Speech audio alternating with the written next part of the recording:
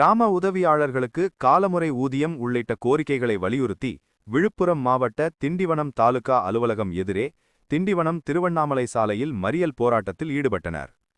தமிழ்நாடு வருவாய் கிராம ஊழியர் சங்கம் சார்பில் கிராம உதவியாளர்களுக்கு வரையறுக்கப்பட்ட காலமுறை ஊதியம் வழங்க வேண்டும் உள்ளிட்ட கோரிக்கைகளை வலியுறுத்தி விழுப்புரம் மாவட்ட திண்டிவனம் தாலுகா அலுவலகம் முன்பு மாநில துணைத் தலைவர் ஆதிலக்ஷ்மணன் தலைமையில் வட்டாரத் தலைவர் கெடியரசு முன்னிலையில் 46 நபர்களும் மகளிர் ஆணைய ஜானகி, உமா மற்றும் 49 மகளிர் மறியல் போராட்டத்தில் ஈடுபட்டனர்.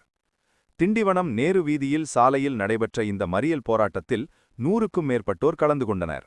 கிராம உதவியாளர்களுக்கு நிரந்தர காலமுறை ஊதியம் வழங்குதல், பணி நிலைத்தன்மை உறுதி செய்தல் உள்ளிட்ட கோரிக்கைகள் வலியுறுத்தப்பட்டன. மறியல் காரணமாக சுமார் 15 நிமிடங்கள் போக்குவரத்து பாதிக்கப்பட்டது. ரோசனை காவல் ஆய்வாளர் தரணேஸ்வரி தலைமையில் தயார் நிலையில் இருந்த போலீசார் போராட்டக்காரர்களுடன் பேச்சுவார்த்தை நடத்தினர்.